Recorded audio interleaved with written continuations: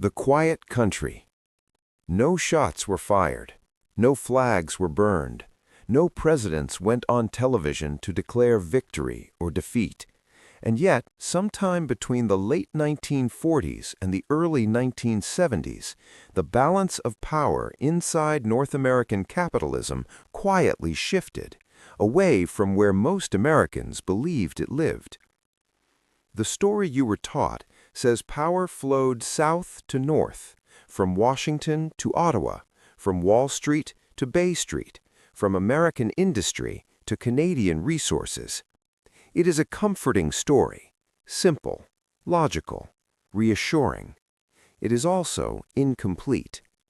Because while the United States was busy projecting power outward into Europe, Asia, and the Middle East, Canada was learning how to do something far more dangerous. It learned how to control outcomes without appearing to control anything at all. This is not a story of conquest. It is a story of access. Not ideology, but leverage. Not loud domination, but quiet design. And it begins, as many modern power shifts do, with fear.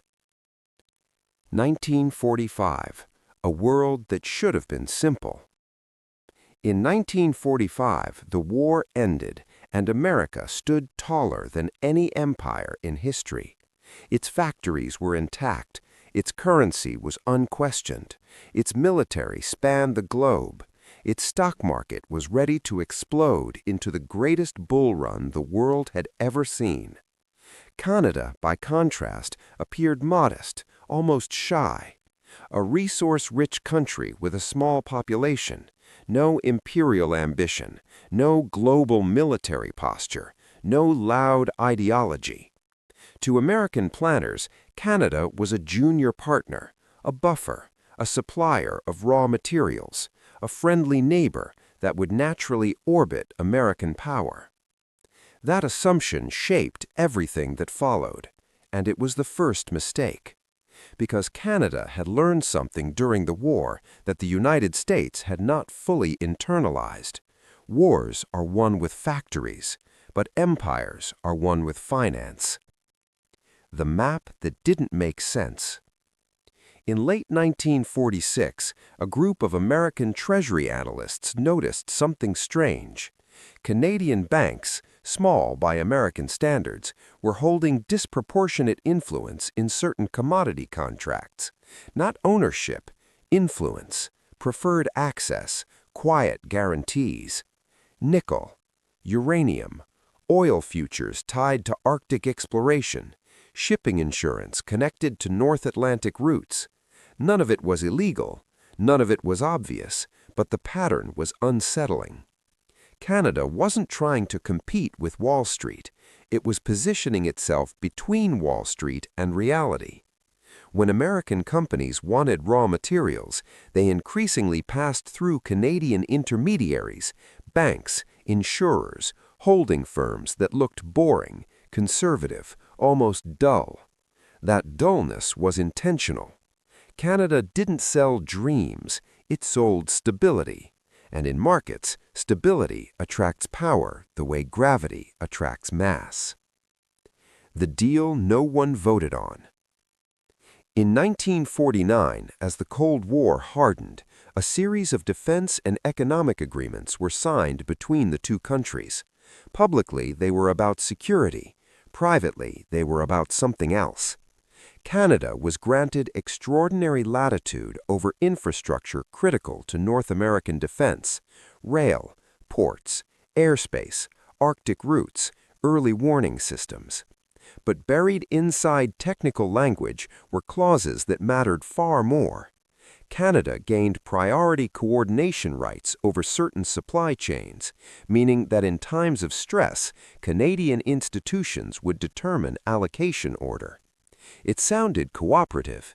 It was anything but neutral, because coordination is power, especially when scarcity arrives, and scarcity always arrives.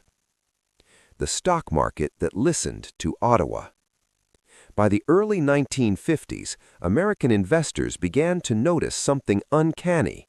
Certain Canadian-linked firms seemed unusually resilient during market downturns, not immune, but cushioned. When steel dipped, they held. When oil wobbled, they recovered faster. When shipping collapsed, they were first back on their feet. Analysts chalked it up to conservative management. They missed the deeper truth. Canadian financial culture had evolved differently. While American markets chased growth, Canada prioritized control of choke points, not companies, not brands, but access nodes, transportation, insurance, clearing mechanisms, commodity verification. You could own the biggest oil company in Texas, but if your shipments passed through Canadian-insured routes, your risk profile answered to Toronto. And risk is where markets are truly governed. The politics of being boring. Canada's greatest political advantage was not cleverness, it was invisibility. No dramatic speeches about global leadership, no crusades to reshape the world, no ideological export. American politicians rarely attacked Canada because there was nothing obvious to attack, and so Canadian negotiators were allowed to do something extraordinary. They shaped rules instead of headlines. Trade frameworks, accounting standards, insurance definitions, resource certification protocols. Each one small, each one technical, each one forgettable. Together they formed a lattice, an invisible architecture that American capital moved through without ever noticing who designed the hallways. The moment America blinked. The first real test came in the late 1960s. America was burning money. Vietnam, social programs, space, debt expansion. Inflation crept in like fog. Markets grew nervous, and suddenly the question no one had asked in decades mattered again. Who actually controls the flow? American policymakers assumed the answer was obvious. It wasn't. Because when pressure mounted on oil pricing, on currency stability, on commodity assurance, Canadian institutions quietly tightened standards. Not enough to provoke panic, just enough to slow certainty. Markets hate uncertainty more than bad news, and so capital adjusted, not away from America, but through Canada. What this story is really about. This is not a story of villains or heroes. Canada did not overthrow anything. It did not sabotage America. It did not conspire in secret rooms to dominate the world. It simply understood something earlier, that modern power does not announce itself, it embeds itself. By the time people notice, it no longer needs to explain. And this was only the beginning. Because the real story, the one that will shock you, comes next. How Canadian political neutrality became the perfect cover for financial leverage. How intelligence cooperation blurred into economic influence.